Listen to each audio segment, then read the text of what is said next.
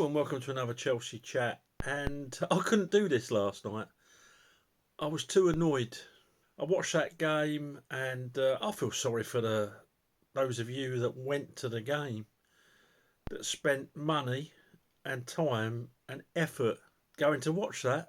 We lost 2-1 to Brighton Hove Albion in the FA Cup, and that was as poor a performance as I can remember from any Chelsea team. It was shocking.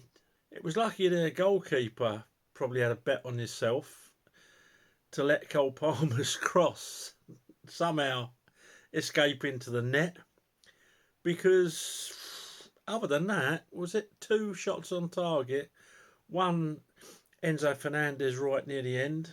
I can't remember when the other one was. And it was just, apart from Chalobah, who was partially at fault on one of the goals, but for the rest of the night was superb and really put a shift in. Cucurella, the guy, you can't fault his effort. Caicedo gave 100%. That was it. Dewsbury Hall, I don't know. I don't know what it is. I don't know why we bought him.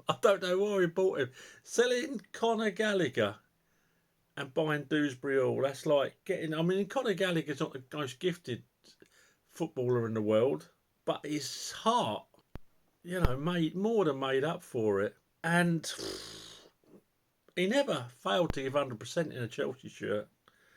And I thought to myself last night, we'd given Chalobah away at the start of the season, and he's our best defender. We've put our best goalkeeper out on loan, and we've sold Conor Gallagher and bought Dewsbury Hall. These sporting directors, for me, they need sacking. In the morning, they do need sacking. I don't know. We seem to be accepting mediocrity. Back in the day, when I used to go and watch Chelsea when we were rubbish, we couldn't pay the wages. We couldn't afford top notch. We couldn't afford top tier footballers. So you accepted it. You supported Chelsea. You accepted it. You thought, well, that's just the way of the world. When we got someone who had been good a few years ago and we signed them, we were over the moon.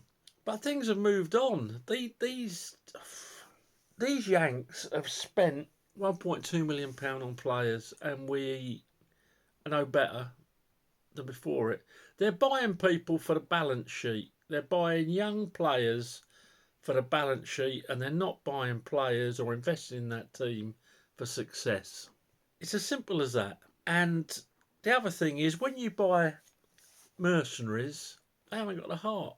I honestly don't know what to say. I am so fed up. Really, for the fans that go away and watch them, and go at home and watch them. We're getting worse. We're not fired up. I don't think we understand the system. The second half is always abysmal. We just fade away in the second half. What he says to them at half time, I don't know. What can you say to someone to make people so despondent? You must say to them, look, if you have a good second half, I'm going to drop you all next week and you're not going to get any wages. I don't know. I don't know. It was shocking. Absolutely shocking.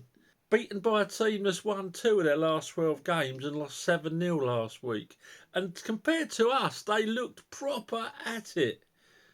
They were on it last night, and we were. The only thing we were on was probably on the piss 6 hours before the game, by the looks of us, or coked up to the eyeballs. I don't know. Perhaps they went round Mudrik's house in the afternoon, but we were absolutely piss poor. There's no other way to describe it. And he played Sanchez in goal again. I mean, he wasn't really at fault for the goals, was he? But his distribution is... amount of times he just rifled one straight to them. I don't know what to say.